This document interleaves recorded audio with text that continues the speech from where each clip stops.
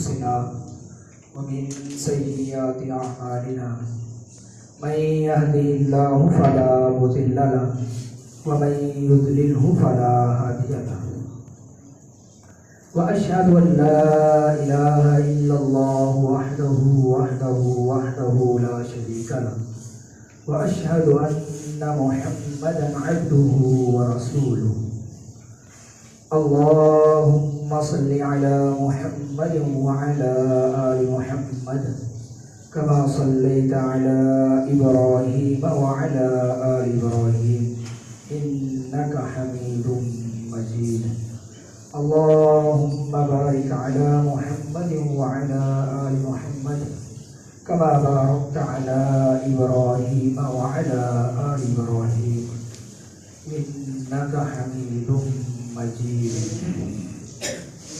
أما بعد فإن خير الحديث كتاب الله وخير الهدي هدي محمد صلى الله عليه وآله وسلم وشر الأمور محدثاتها وكل محدثة بدعة وكل بدعة ضلالة وكل ضلالة في النار. أعوذ بالله السميع العليم من الشيطان الرجيم. بسم الله الرحمن الرحيم. وقال ربكم ادعوني أستجب لكم. ہر قسم کی حمد و ثنا اللہ وحدہ لا شریک لا اقدس کے لیے جو تمام کائنات کا خالق ہے، مالک ہے، رازق ہے، داتا ہے، گنج بخش ہے، غوث اعظم ہے، دستگیر ہے، غریب نواز ہے، مشکل کشا ہے اور حاجت روا ہے. بے شمار لا تعداد انگنت بے حد و حساب درود و سلام امام الانبیاء خاتم الانبیاء جناب محمد رسول اللہ صلی اللہ علیہ وآلہ وسلم کی ذات گرامی پر نہایت ہی عزت و عظمت و رفعت کے لائق سامعین عزیز محترم، بعض دفعہ میں یہ سوچتا ہوں کبھی تاخیر ہو جائے کسی بھی وجہ سے تو ایک حدیث مجھے بڑی شدت سے یاد آتی ہے. آپ صلی اللہ علیہ وآلہ وسلم کا فرمان ہے کہ جمعے کے روز اللہ کے فرشتے رجسٹر لے کر دہلیز پہ بیٹھے ہوتے ہیں، آنے والوں کے نام کا اندراج ہو رہا ہوتا ہے، اور جب تک کہ امام خطبہ نہ شروع کر دے تب تک وہ نام لکھتے رہتے ہیں. تو جب تاخیر ہوتی ہے میں یہ سمجھتا ہوں کہ بعض لوگوں پہ اللہ کی رحمت کا سایہ ہوتا ہے کہ اللہ یہ چاہتے ہیں کہ ان کا نام بھی اس رجسٹر میں درج ہو جائے، اللہ کی طرف سے ہوتا ہے. اور بعض لوگوں کو اللہ مزید ذکر اذکار کی، قرآن پڑھنے کی، نوافل پڑھنے کی توفیق عطا کر دیتے ہیں. یہ سنت بھی ہے، آپ صلی اللہ علیہ وسلم بھی کبھی کبھار دیر ہو جاتی، صحابہ کرام باقاعدہ انتظار کیا کرتے تھے. بار کیا پھر بھی معذرت خواہ ہوں دیر ہوئی. جس طرح کہ الحمدللہ ہم تفصیلاً پڑھ چکے ہیں، جان چکے ہیں اور اس حوالے سے آگاہ ہو چکے ہیں دعا کی فضیلت کیا ہے، اہمیت کیا ہے. اور جو ہم نے آخری جمعہ پڑھایا تھا اس میں ہم نے ذکر کیا تھا کہ کون سی شرائط کا ہونا، آداب کا ہونا ضروری ہے کہ اس کے بعد آپ کی دعا شرف قبولیت کو پہنچتی ہے. اور اسی میں 2-4 احادیث کا ذکر کیا تھا کہ اللہ تعالیٰ کن لوگوں کی یا کن اوقات میں دعا کو قبول کرتے ہیں. تسلسل ٹوٹا اور اس کے بعد پھر وہی سے سلسلے کا آغاز کرتے ہیں. آج کے خطبہ جمعہ میں انشاءاللہ ہم دیکھیں گے کہ کون سی دعائیں اللہ سے نہیں مانگنی چاہیے اور کون سے ایسے خوش قسمت انسان ہیں کہ جن کی دعائیں اللہ فوراً قبول کر لیتے ہیں. چانسز بڑھ جاتے ہیں ان کی دعاؤں کی قبولیت کے. اور اسی طرح مزید انشاءاللہ جانیں گے کہ کن کے خلاف دعا نہیں کرنی چاہیے. اللہ رب العزت فرماتے ہیں وقال ربکم ادعونی استجب لکم. تمہارا رب یہ کہتا ہے کہ تم مجھے بلاؤ، مجھے پکارو، مجھ سے مانگو، مجھ سے دعائیں کرو، میں تمہاری دعاؤں کو قبول کروں گا، میں تمہاری دعائیں سنوں گا. اور اسی طرح اللہ نے فرما دیا ان الذین یستکبرون عن عبادتی، بے شک وہ لوگ جو تکبر کرتے ہیں ہماری عبادت سے ان کے ساتھ ہوگا کیا، سیدخلون جہنم داخلین، وہ ان قریب ذلیل و خوار ہو کر جہنم میں داخل کر دیے جائیں گے. تو دعا کی فضیلت کے حوالے سے آپ صلی اللہ علیہ وسلم کی پھر سے حدیث ذکر کر دیتے ہیں یاد دہانی کے طور پہ. آپ صلی اللہ علیہ وسلم نے فرمایا کہ اللہ اس بندے سے بڑا خوش ہوتا ہے جو اللہ سے مانگتا ہے اور بار بار مانگتا ہے, اور جو اللہ سے نہیں مانگتا غاضب علیہ, اللہ اس شخص سے ناراض ہوتے ہیں, اس سے غصہ کر جاتے ہیں کہ مجھ سے کیوں نہیں مانگتا. وہ کہ اللہ کی ساری نعمتیں اس کے پاس ہیں, اللہ کے علاوہ کسی کی عبادت نہیں کرتا, کسی کو معبود نہیں مانگتا, لیکن اس کے باوجود اگر وہ اللہ سے نہیں مانگتا تو اللہ تعالیٰ ایسے انسان سے ناراض ہو جاتے ہیں. اور پھر آج کی جو حدیث ہے اس کا آغاز کرتے ہیں کہ آپ صلی اللہ علیہ وسلم نے ایک حدیث بیان فرمائی کہ لا یتمنین احد منکم الموت, تم میں سے کوئی بھی شخص جو ہے اپنی موت کی تمنا نہ کرے, دعا نہ کرے, یہ نہ کہے کہ حالات بڑے مشکل ہو چکے ہیں, جینا محال ہو چکا ہے, کاروبار تباہ ہو چکا ہے, اولاد ساتھ نہیں دیتی, بڑھاپا طاری ہو چکا ہے اور مسائل میں گھرا ہوا ہے. تو آپ صلی اللہ علیہ وسلم نے فرمایا لا یتمنین احد منکم الموت, کوئی بھی بندہ موت کی تمنا اور خواہش نہ کرے, دعا نہ کرے, لضر نزل بھی, اس تکلیف کی وجہ سے جو اسے لاحق ہو گئی, تو اس میں مصیبت اتری ہے, اس مصیبت سے اتنا تنگ نہ آئے کہ اللہ سے بددعا کرنے لگ جائے کہ یا اللہ مجھے موت ہی دے دے. اور بعض لوگ کبھی ان کی اولاد یا کوئی اور معاملہ دیکھتے ہیں تو کہتے ہیں کہ اس سے اچھا تھا میں مر ہی جاتا. یہ بھی ایک بددعا کا طریقہ ہے. اور پھر آپ صلی اللہ علیہ وسلم فرماتے ہیں فَإِنْ كَانَ لَا بُدَّ مُتَمَنِّيًا, اگر یہ دعا کرنا ضروری ہو, چارہ ہی ہوئی, مصیبت میں ایسے گھرے ہوئے ہیں, اب آپ مرنے کی خواہش رکھتے ہیں, زبان پہ نہیں لائے, کہا کچھ نہیں, لیکن دل میں خواہش ہے کہ بس اب خاتمہ ہو جانا چاہیے, تو پھر کیا کرنا ہے؟ آپ صلی اللہ علیہ وسلم فرماتے ہیں اللہ سے یہ دعا کرنی فَلْيَقُلْ, تو چاہیے وہ بندہ یہ کہے اللہم احیینی ما کانت الحیات خیرا لی, اے اللہ جب تک زندگی میرے لیے بہتر ہے مجھے زندہ رکھنا, جب تک میرے لیے زندگی بہتر ہے. تو سمجھتا ہے کہ میرے لیے کب تک زندگی بہتر ہے, آثار مجھے نظر نہیں آتے, لیکن اللہم احیینی, اے اللہ مجھے تب تک زندہ رکھنا کہ جب تک ما کانت الحیات خیرا لی, جب تک میری زندگی میرے لیے بہتر ہے. اور مزید آپ صلی اللہ علیہ وسلم فرماتے ہیں اور اللہ سے یہ دعا کر لینا وَتَوَفَّنِي اِذَا كَانَتِ الْوَفَاةُ خَيْرًا لِّي, اللہ مجھے تب موت دے دینا جب میری موت میرے لیے بہتر ہو. یعنی کوئی انسان اپنی موت کے لیے دعا یا بددعا نہیں کر سکتا. اگر ایسا معاملہ ہو تو اللہ سے اس طرح دعا کرنی ہے. اور دوسرے میں کہ دنیا میں سزا طلب نہیں کرنی کہ یا اللہ دنیا میں سب کچھ کر لے, میرے ساتھ جو کرنا ہے, آخرت میں مجھے نجات دے دینا, جنت دے دینا. آپ صلی اللہ علیہ وسلم عاد رجل من المسلمین, ایک مسلمان بندے کی عیادت کے لیے گئے تو دیکھا قد خفا تھا فصار مثل الفرد, وہ بندہ چوزے کی طرح سوکھ چکا تھا, بالکل ہڈیوں کا پنجر بن چکا تھا, جسم ختم ہو چکا تھا ایک قسم کا. آپ صلی اللہ علیہ وسلم نے جب اسے دیکھا تو بڑی حیرانی ہوئی اور پوچھا هل كنت تدعو بشيء, کیا اللہ سے تو نے کسی چیز کے لیے دعا کی ہے, اللہ سے کچھ مانگا ہے تو نے؟ تو اس بندے نے کہا نعم, ہاں جی, كنت اقول, میں نے اللہ سے یہ کہا تھا معاقبی بی فی الاخرہ, اللہ جو سزا یا جو تمہیں مجھے آخرت میں دینا ہے مجھے دنیا میں ہی دے دے. اگر سزا تمہیں دینی ہی دینی ہے, میرے اعمال کچھ ایسے ہیں, تو اللہ آخرت کی بجائے مجھے دنیا میں سزا دے دے. فَأَجِّلْهُ فِي الدُّنْيَا, دنیا میں سزا مجھے دے دے. تو آپ صلی اللہ علیہ وسلم نے فرمایا سبحان اللہ, نہیں, لا تطیقوہ, تم اللہ کے عذاب کی, اللہ کی سزا کی طاقت نہیں رکھتے, تم نے یہ بات نہیں کرنی.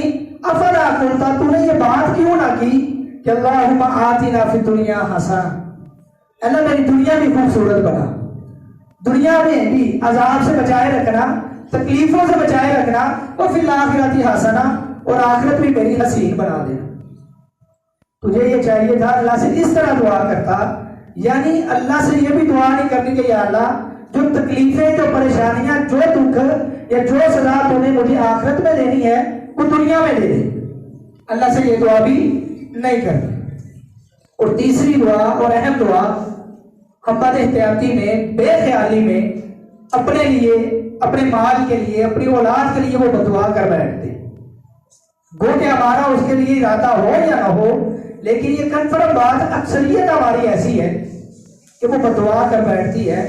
آپ صلی اللہ علیہ وسلم فرماتے ہیں کہ لا تدعوا علی انفسکم، اپنے خلاف بددعا نہیں کرنی کبھی بھی،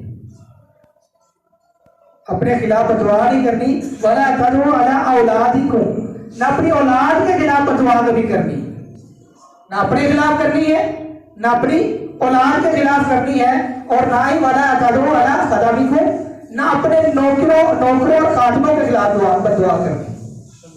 جو آپ یہاں کام کرتے ہیں غصے میں آپ ان کو مارتے ہیں ڈانٹتے ہیں، بددعا بھی نہیں دینی. ولا تدعوا علی اموالکم، اپنے مال کے خلاف بھی بددعا نہیں کرنی. جو مال و دولت ہے اللہ جو آپ کو دیا ہوا ہے اس کے خلاف بھی بددعا نہیں کرنی. اور ہماری اکثریت اس کا شکار ہے. ماں اگر اولاد سے تنگ ہو جائے تو بددعا دیتی اللہ کر کے تو پیدا ہوتا ہی کیوں نہیں مر گیا ہوتا، تو پیدا ہوتا ہی مر جاتا. یا پیسے اسے کوئی بددعا دیتی، باپ اسے بددعا دے دیتا ہے. آپ صلی اللہ علیہ وسلم فرماتے ہیں لا توافقوا من اللہ ساعۃ، ممکن ہے کہ وہ لمحہ وہ گھڑی ایسی ہو کہ قبولیت کی ہو، فیستجاب لکم، اور تمہاری وہ بددعا یا دعا قبول کر لی جائے. اور کتنی دفعہ آپ نے مشاہدہ کیا ہے زبان سے کوئی لفظ نکلا، کوئی دعا نکلی کہ یار یہ کام ہونا چاہیے اور وہ ہو جاتا ہے، پھر ہم کہتے ہیں کاش یار اس کی جگہ کچھ اور مانگا ہوگا. آپ صلی اللہ علیہ وسلم فرماتے ہیں کہ کبھی بھی زبان پہ ایسے الفاظ نہیں لانے. امام کعبہ عبد الرحمن السدیس حافظہ اللہ وہ کہتے ہیں کہ میں اس بیت اللہ کا امام بنا ہوں تو اپنی ماں کی بددعا کا نتیجہ ہوں. لوگ بڑے حیران ہوئے، سوال کیے یہ کیسی بددعا تھی کہ بیت اللہ کے امام بن کے کہنے لگے کہ میں چھوٹا ہوتا بڑا شرارتی تھا، شرارتیں کرتا. ایک دن میری ماں آٹا گوندھ رہی تھی، میں نے تنگ کیا تو میری ماں نے تنگ آ کر یہ کہا جا تجھے اللہ بیت اللہ کا امام بنا دے. کہ اسی بددعا کا نتیجہ ہے کہ آج میں بیت اللہ کا امام. یعنی ہمارے منہ سے نکلے ہوئے الفاظ کبھی ایسا موقع، کبھی ایسا لمحہ، کبھی ایسی گھڑی ہوتی ہے کہ جو قبولیت کی ہوتی ہے، اور جب ہم اپنے خلاف اپنی اولاد کے خلاف، گھر والوں کے خلاف، اپنے مال کے خلاف، نوکروں کے خلاف دعا کر بیٹھتے ہیں تو وہ قبول ہو جاتی ہے. تو اس طرح یہ 3 چیزیں تھیں کہ اس طرح کی دعائیں یا بددعائیں نہیں کرنی چاہیے. اور ایک حدیث ہم بیان کر چکے تھے، قطع تعلقی کی، رشتہ داری توڑنے کی بھی بددعا نہیں کرنی، کسی گناہ کو کرنے کی بھی بددعا نہیں کرنی. یہ دعا نہیں کرنی، اللہ یہ قبول نہیں کرتے.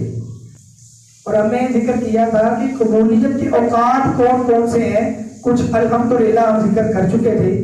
اس میں سے ایک یہ ہے کہ ہر رات میں اللہ تعالیٰ نے ایک لمحہ، ایک گھڑی، ایک وقت ایسا رکھا ہے کہ جب انسان کے منہ سے کوئی بات نکلتی ہے اللہ تعالیٰ قبول کر لیتے.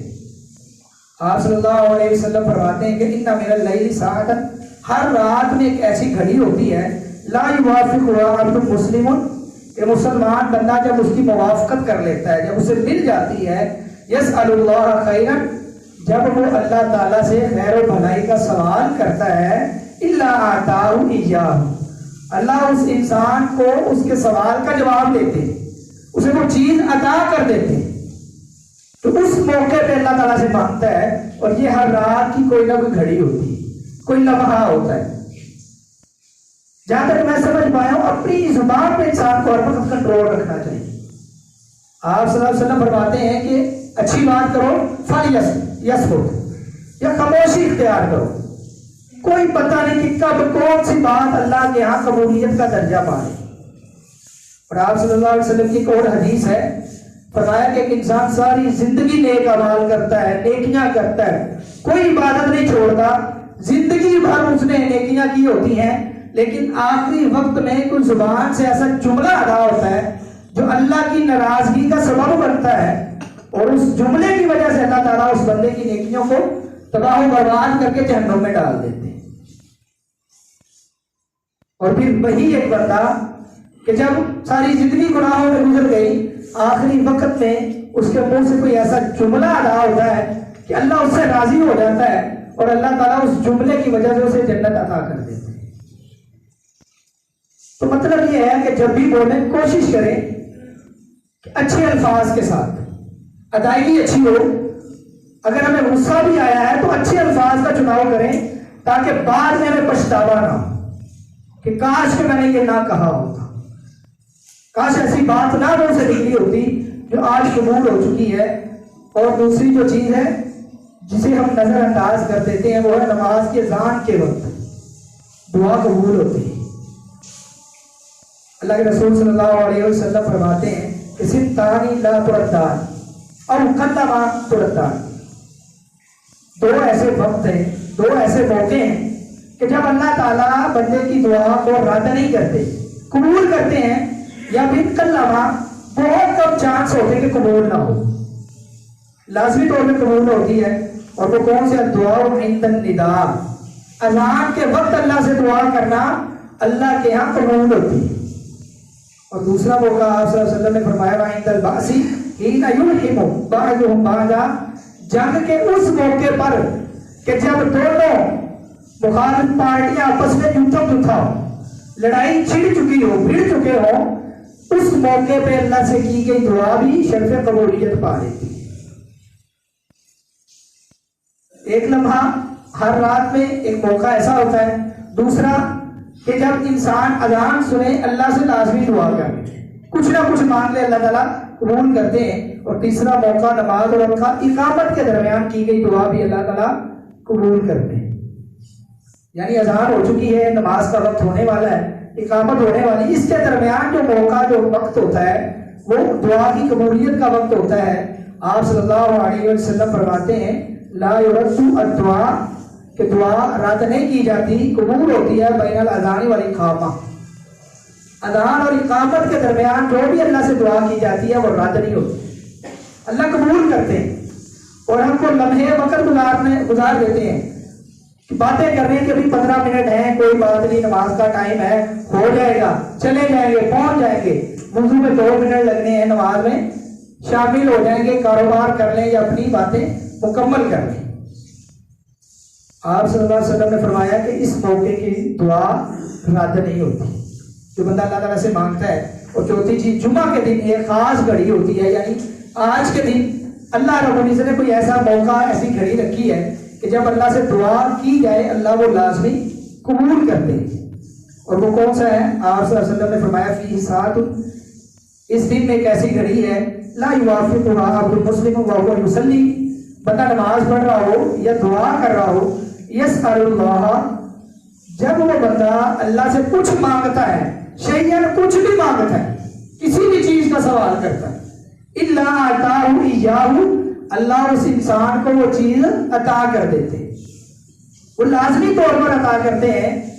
اور بعض جگہ پہ آتا ہے کہ وہ عصر کے بعد اور مغرب کے شروع ہونے سے پہلے کا وقت، جمعے والے دن، کہ جب بندہ اللہ تعالیٰ سے کچھ بھی مانگے، دعا کر رہا ہے اللہ سے یا نماز پڑھ رہا ہے، تو اللہ تعالیٰ ایسے انسان کو وہ چیز لازمی عطا کرتے ہیں جو وہ مانگ رہا ہے. جس چیز کی آپ کمی دیکھتے ہیں، عمل کی کمی دیکھتے ہیں، اپنے گھر بار کی کمی دیکھتے ہیں، بال بچوں کی کمی دیکھتے ہیں، مال کی کمی دیکھتے ہیں، بخشش کی کمی دیکھتے ہیں، نیکیوں کی کمی دیکھتے ہیں، سب کچھ اللہ سے مانگ لے اس کو. اور کوشش کریں کہ ان اوقات کو پہنچنے کی کوشش کریں تاکہ اللہ تعالیٰ ہماری دعائیں قبول کرے. آج ہم بڑے قابل رحم لوگ ہیں. میں جمعے کی تیاری کر رہا تھا، ایک ساتھی کہنے لگے کون سا موضوع ہے، میں نے بتایا کہ میرا دعا کا موضوع ہے. وہ بڑے حیران ہو گئے، کہنے لگے نہ تو یہ رمضان المبارک کا موقع ہے، نہ کوئی اور موقع ہے، اور آپ کا موضوع یہ ہے. یعنی ہم نے خاص کیا ہوا دعا مانگنی ہے، رمضان میں مانگنی ہے، یا کوئی خاص موقع آ جائے تبھی ہم نے دعائیں کرنی. یہ ہماری حالت اور ذہن بن چکے. اللہ تعالیٰ ہمیں توفیق عطا فرمائے کہ جب بھی مانگے کھل ڈل کر مانگے، دنیا جہاں کی چیزیں مانگ لیں، اللہ دینے والے ہیں. اور آپ صلی اللہ علیہ وسلم نے مزید کیا فرمایا، واشارہ بیدی یقدرها، اشارے سے بتایا کہ وہ بڑی تھوڑی سی گھڑی ہوتی ہے، بہت تھوڑا سا وہ وقت ہوتا ہے، ایک خاص لمحہ ہوتا ہے. اگر آپ کی دعا اس سے ٹکرا گئی، میل کھا گئی، تو اللہ تعالیٰ لازمی طور پہ اللہ عطاہ ایاہ، اس بندے کو چیز عطا کر دے گی. یہ اللہ کا وعدہ ہے. اور اسی طرح درمیانی شب اور فرض نماز کے بعد دعا کرنا. حدیث پڑھتے ہیں قیل یا رسول اللہ صلی اللہ علیہ وسلم، آپ صلی اللہ علیہ وسلم سے سوال کیا گیا ایو دعاء اسمع، کون سی دعا سب سے زیادہ سنی جاتی ہے، کس موقع کی دعا سب سے زیادہ سنی جاتی ہے؟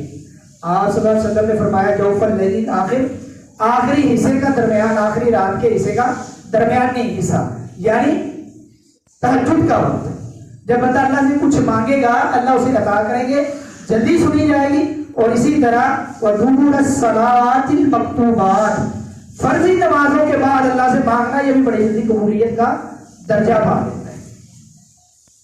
اور ہمارے ہاں ہوتا کیا ہے، ایک گروہ ہمارے ہاں، ایک بھائی جو کچھ مسلک سے تعلق رکھتے ہیں، وہ تو لازمی سمجھتے ہیں کہ یہ ہر نماز کے بعد دعا اس کا حصہ ہے، اور بعض لوگ یہ سمجھتے ہیں کہ اجتماعی چونکہ دعا نہیں کرنی چاہیے، ثابت نہیں ہے، تو وہ بالکل ہی دعا کرنا چھوڑ دیتے، وہ انفرادی بھی نہیں کرتے۔ مسئلہ یہ ہونا کہ چلے جی اجتماعی نہیں کرنی، ٹھیک ہے جی، علماء کے اقوال موجود ہیں، علماء اس پہ بحث کرتے ہیں، لیکن وہ انفرادی بھی نہیں کرتے کہ چلے جی اس نے نہیں کروائی کوئی ایشو نہیں ہے، کم از کم ہم اپنی انفرادی دعا تو کریں اللہ سے۔ فرض نمازوں کے بعد اللہ کے ہاں قبولیت کا وقت ہوتا ہے اور یہ دعا بھی کرنی چاہیے۔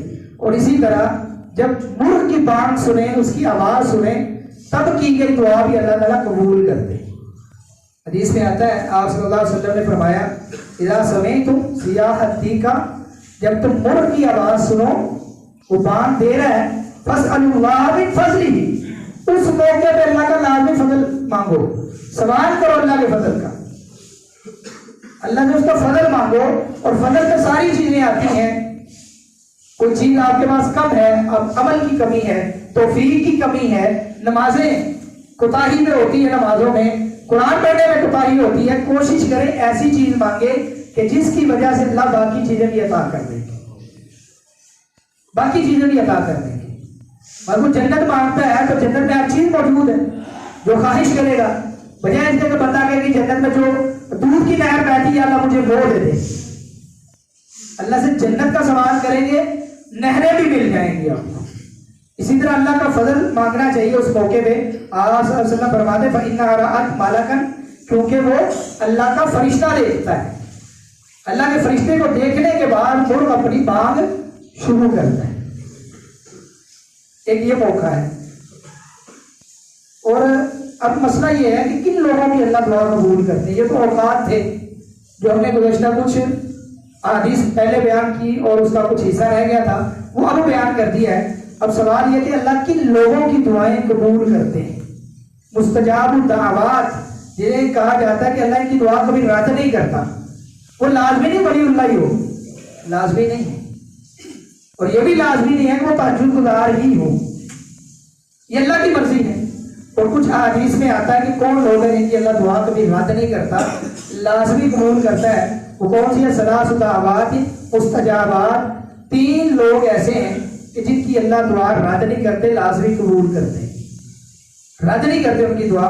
دعوت المظلوم، ایک مظلوم بندہ ہے، اس پر ظلم کیا گیا، کسی بھی طرح کا ظلم ہوا، اگر وہ اللہ سے دعا کرے گا یا بد دعا کرے گا، بلکہ آپ صلی اللہ علیہ وسلم نے سیدنا معاذ رضی اللہ عنہ کو یمن کا جب عامل بنایا، گورنر بنایا، اس موقع پہ فرمایا اتقی دعوت المظلوم، اللہ کے بندے مظلوم کی بدعا سے ڈرنا، اپنے عہدے کی طاقت نہ دکھانا، اپنے آپ کو بڑا نہ سمجھنا، مظلوم کی بدعا سے ڈرنا۔ اس کے اور اللہ کے درمیان کوئی حجاب نہیں ہوتا، کوئی پردہ نہیں ہوتا، یہ ڈائریکٹ اللہ کے پاس پہنچتی ہے۔ آگے حدیث آتی کہ کس طرح اللہ تعالیٰ اس کو بلند کرتے اور کیا اس کے ساتھ کرتے ہیں۔ اور دوسرا بندہ ودعوت المسافر، ایک مسافر جب اللہ تعالیٰ سے کچھ مانگتا ہے، دعا کرتا ہے، اللہ تعالیٰ اس کی دعا کو بھی قبول کرتے ہیں۔ آپ پتہ نہیں کہاں کہاں جاتے ہیں دعا کی قبولیت کے لیے، کس کس کو کہتے ہیں۔ کبھی ایک مسافر کو راہ چلتے یہاں پہ بس اڈے پہ چلے جائیں، مسافر سے کہیں کہ یار یہ مسئلہ ہے، دعا کر دینا، اللہ تیری دعا قبول کرے گا۔ اس کو بھی بتا دیں کہ تیرے لیے یہ لمحہ ہے، کانوں میں ہینڈ فری لگا کے نہ بیٹھ جانا، کوئی اور کام کرنے نہ لگ جانا، اللہ سے دعا کرنا، اللہ اس موقع پہ تیری دعا سننے والا ہے، تیری دعا رد نہیں ہوگی۔ یہ ہے دعوت المسافر ودعوت الوالد علی والدی۔ ایک باپ جب اپنے بیٹے کے لیے دعا کرتا ہے ایسے باپ کی دعا کو بھی اللہ رد نہیں کرتے، اس کی دعا بھی قبول کرتے۔ اور ہمارے یہاں باپ کچھ اور تو طلب کر لیتا ہے یا اسے بدعا تو دیتا ہے، جب اس کی سنتا نہیں ہے کبھی اس کے لیے ہدایت کی دعا کر کے دیکھیں۔ ولی اللہ تو باپ ہوا نا اصل میں، ایک باپ سے دعا کروائی جائے کہ ابا جان آپ صلی اللہ علیہ وسلم کے فرمان کے مطابق آپ کی دعا رد نہیں ہوتی، قبول ہوتی ہے، تو میرے لیے دعائیں کیا کریں۔ اور آپ صرف دعائیں کروایا نہ کی کریں، دعائیں لیا کریں، خدمت کر کے ان کو راضی کر کے۔ کیوں اللہ کے رسول صلی اللہ علیہ وسلم نے فرمایا کہ والد کی رضا میں اللہ کی رضا ہے۔ باپ راضی ہوگا تو دعا دے گا، جب باپ دعا دے گا تو اللہ قبول کر لے گا۔ کوئی شک و شبہ والی بات نہیں رہے گی کہ اللہ دعا نہیں قبول کریں گے، اللہ دعا لازمی طور پہ قبول کریں گے۔ اور دوسری چیز، نیک اولاد جب اپنے والدین کے لیے دعا کرتی ہے تو اللہ ان کی دعا بھی قبول کرتے ہیں، رد نہیں کرتے۔ آپ صلی اللہ علیہ وسلم نے فرمایا کہ اذا مات الانسان انقطع عملہ، جب بندہ مر جاتا ہے تو اس کے تمام اعمال ختم ہو جاتے ہیں، سلسلہ رک جاتا ہے، وہ نمازیں ختم، ہر چیز ختم، بس اب حساب شروع ہونا ہے۔ الا من ثلاث، اگر تین چیزیں انسان کو قبر میں پڑے ہوئے کو بھی ملتی رہتی ہے تو وہ قبر میں ہڈیاں پوسیدہ ہو چکی ہیں، جسم گل چکا ہے، اللہ کے یہاں پہنچ چکا ہے، حساب کتاب کا وقت شروع ہو چکا ہے، لیکن تین چیزوں کا ثواب اسے قبر میں بھی ملتا رہتا ہے۔ آپ صلی اللہ علیہ وسلم نے فرمایا صدقۃ جاریہ، صدقہ جاریہ، جو بندے نے ایسا صدقہ کام کیا کہ اس کے مرنے کے بعد بھی وہ کام جاری ہے، لوگ فائدہ اٹھاتے ہیں، اس کا ثواب بھی اسے ملتا رہے گا۔ وعلم ينتفع به، ایسا علم چھوڑ کر جائے لوگ اس سے فائدہ اٹھائیں، صحیح علم، لوگوں کو ہنر سکھا دیا، مزدور کو ہنر سکھانا بھی علم ہے، اس کو ہنر سکھا دیا، کوئی ایسا کام کر دیا، کسی کو اچھی بات بتا دی، آپ صلی اللہ علیہ وسلم نے فرمایا ایسا علم تو لوگوں کو فائدہ دے، اس علم کا بھی ثواب انسان کو مرنے کے بعد ملتا ہے۔ اور تیسری چیز وَوَلَدٌ صَالِحٌ يَدْعُو لَهُ، نیک اولاد ہو، باپ مر چکا ہے، باپ کے لیے دعائیں کرتی رہی۔ بلکہ آپ صلی اللہ علیہ وسلم نے فرمایا کہ ایک بندے کا جنت میں نا درجہ بلند کیا جاتا ہے، وہ اللہ تعالیٰ سے سوال کرتا ہے کہ یا اللہ میرے اعمال تو ختم ہو چکے ہیں، یہ میرے درجات کیوں بلند ہوتے ہیں؟ تو اللہ تعالیٰ فرماتے ہیں کہ تیری اولاد تیرے لیے دعائیں کر رہی ہے، یہ تیری نیک صالح اولاد کو تم چھوڑ کر آیا ہے نا، جن کو تم نے نیکی کے راستے پہ ڈالا تھا، آج وہ تیرے لیے دعائیں کرتی ہے، اور ان دعاؤں کی وجہ سے جنت میں تیرے درجات بلند ہوتے ہیں۔ یعنی اس طرح کا معاملہ ہوتا ہے۔ اور آج کی اولاد شروع میں قبرستان جائے گی، ہر ہفتے جائے گی، ہر مہینے جائے گی، ہر عید پہ جائے گی، 4 سال بعد اس کی قبر کے نشان بھی بھول جائے گی، اور چند سالوں بعد باپ کے نقش و نگار بھی دل و دماغ سے نکل جاتے ہیں، اور جو دعائیں کرتا رہتا ہے نا اس کا رابطہ اس کے باپ سے سمجھے رہتا ہے، کیوں اسے باپ ہی یاد ہے، اور باپ کے لیے دعائیں کرتا، اللہ تعالیٰ ایسی اولاد کی دعا کو بھی قبول کرتے ہیں۔ اور اسی طرح جس طرح ہم نے بتایا کہ مظلوم کی بددعا کو بھی اللہ رد نہیں کرتے، اور اللہ کے رسول صلی اللہ علیہ وسلم فرماتے ہیں کہ اس کے ساتھ ہوتا کیا ہے کہ جب وہ بددعا کرتا ہے یرفعها فوق الغمام، اللہ تعالیٰ آسمانوں سے اوپر اس دعا کو لے لیتے ہیں، بلند کرتے ہیں، وتفتح لها ابواب السماء، آسمان کے دروازے ڈائریکٹ کھلتے ہیں۔ ایک مظلوم ہے، ہر بندہ کسی نہ کسی طرح سے مظلوم لازمی ہوتا ہے، کوئی اپنے بوجھ سے تنگ ہے، اس کے ظلم کا شکار ہے، کوئی کسی کے ظلم کا شکار ہے، کوئی کسی طرح آج پوری قوم حکمرانوں کے ظلم کا شکار ہے، ہم خود بھی مظلوم ہیں، ممکن ہے اللہ تعالیٰ ہماری دعاؤں کو بھی قبول کرنے رد نہ کرے، ہم بھی اسی مظلومیت میں آتے ہیں کہ اللہ تعالیٰ ایسی دعا کو کبھی رد نہیں کرتے۔ لیسا بینہ و بین اللہ حجاب، اللہ اور اس کی دعا کے درمیان کوئی پردہ نہیں ہے، اللہ دعا قبول کرتے ہیں۔ اور اسی طرح ایک عادل امام ہے، عدل کرتا ہے، حکمران عدل کرتا ہے، اللہ ایسے امام کی بھی دعا کو رد نہیں کرتے۔ اور ایک وصائم ہی لا یفطر، روزے دار جب روزہ افطار کرتا ہے تو اللہ اس موقع کی بھی دعا رد نہیں کرتے، قبول کرتے ہیں۔ اور اسے مراد یہ نہیں کہ رمضان میں ہم روزے رکھتے تو افطار کرتے ہیں، کسی بھی وقت آپ کو اللہ موقع دیتا ہے، پیر ہے، جمعرات ہے، روزہ رکھیں، دعاؤں کی ضرورت ہے، افطاری کے وقت اللہ سے مانگیں۔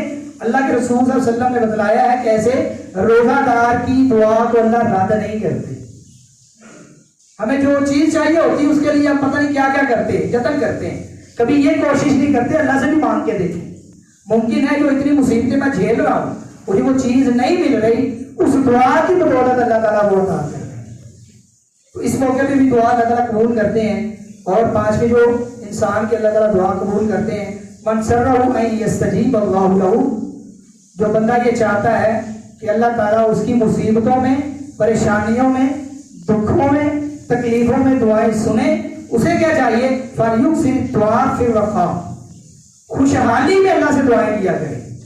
جب آپ کو پتا میرے پاس پیسے ہیں، دعا کی ضرورت نہیں محسوس کرتے، لیکن تب آپ کثرت سے اللہ سے پھر بھی مانگتے ہیں، اللہ سے دعائیں کرتے ہیں، اللہ سے کہتے ہیں عطا کر دے، اور عطا کر دے، اور مانگتے ہیں اور مانگتے ہیں۔ اس موقع پہ کی گئی دعاؤں کا اثر یہ ہوتا ہے کہ جب آپ پہ بدحالی آتی ہے، بے روزگاری آتی ہے اور مسائل کا سامنا کرتے ہیں، اس موقع پہ اللہ بڑی جلدی آپ کی دعا سن لیتے ہیں۔ کیوں؟ آپ نے خوشحالی کے موقع پہ اللہ کو نہیں چھوڑا۔ اللہ بدحالی میں بھی آپ کو کبھی تنہا نہیں چھوڑتے۔ اور اسی طرح چھٹی چیز، حاجی جو حج کرنے جاتا ہے، عمرہ کرنے والا، اور جو اللہ کی راہ میں جہاد کرتا ہے، اللہ ان تین لوگوں کی دعا کو بھی رد نہیں کرتے، لازمی طور پہ قبول کرتے ہیں۔ آپ صلی اللہ علیہ وسلم نے فرمایا الغازی فی سبیل اللہ، اللہ کی راہ میں جہاد کرنے والا، والحاج حج کرنے والا، والمعتمر عمرہ کرنے والا، وفد اللہ کے مہمان ہوتے ہیں، اور دعاہم اللہ ان کو بلاتا ہے اپنے گھر، فاجابوہ اللہ کی اس پکار کا جواب دیتے ہوئے اس موقع پہ پہنچتے ہیں، وسألوہ جب اللہ سے کوئی سوال کرتے ہیں، فاعطاہم اللہ ان کو وہ چیز عطا کر دیتا ہے۔ یعنی اللہ اس موقع پہ بھی چیز عطا کرتے ہیں، دعا قبول کرتے ہیں۔ اور ایک اہم چیز لوگ پوچھتے ہیں، وظیفہ بتا دیں، کوئی عمل بتا دیں، آیت کریمہ پڑھنا۔ اللہ کے رسول صلی اللہ علیہ وسلم نے فرمایا دعوت اسی یونس علیہ السلام کی ایک دعا تھی، اس دعا جب انہوں نے دعا کی، جب وہ مچھلی کے پیٹ میں تھے، دعا کیا تھی کہ لا الہ الا انت سبحانک انی کنت من الظالمین۔ یہ دعا کثرت سے پڑھتے تھے۔ آپ صلی اللہ علیہ وسلم نے فرمایا فَإِنَّهُ لَمْ يَدْعُ بِهَا رَجُلٌ مُسْلِمٌ، جب بندہ اس کے ذریعے اللہ سے دعا مانگے گا، یہ پڑھنے کے بعد اللہ سے مانگے گا، کوئی بھی چیز مانگے گا، الا استجاب اللہ لہ، اللہ ایسے انسان کی دعا کو بھی قبول کر لیں گے۔ ایک یہ موقع تھا، باقی جن کی دعا قبول نہیں ہوتی اللہ نے پھر موقع دیا، انشاءاللہ اس پہ تفصیلی بات کریں گے۔ واخر دعوانا الحمدللہ رب العالمین۔